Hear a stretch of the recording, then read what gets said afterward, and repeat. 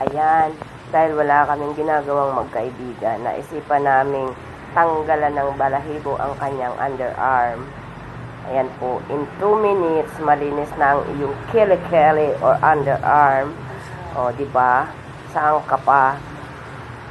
Ano po ang tawag dyan is honey wax, cold wax, and Arabic, halawa. Sa English po ay waxing.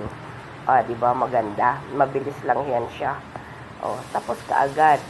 Kaya ano pang hinihintay nyo mga kapatid, mga kaduwal? PM is the key to book an appointment. Magpagawa na kayo, mabilis lang. Meron po tayong underarm, waxing, bikini wax, Brazilian wax, full body wax.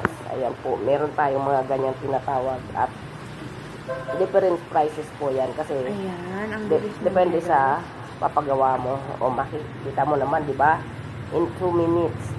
Tapos ang kanyang dalawang underarm kasi hindi siya masyadong mabalahibo kaya mabilis lang. Pero pag mabalahibo po, ang ginagawa ko lang yan is, ang pinakamatagal ko yan is 10 minutes sa dalawa pag mabalahibo. Pero minimum ako ng 5 minutes dyan sa dalawang underarm. Tapos sa bikini naman is more or less 1 hour or 30 minutes kasi mahirap pong, lalo na kung gubat ba.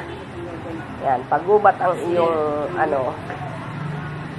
bikini ay medyo matagal-tagal. Tapos kung maingay pa, nakaka-distract. Kaya, ayan, ano pang hinihintay nyo? PM lang, PM. Ayan, mga kapatid, malinis na, diba? Ang galing, Tapos kaagad siya. Abot. Lang, diba? Natira pa, kainin mo na to.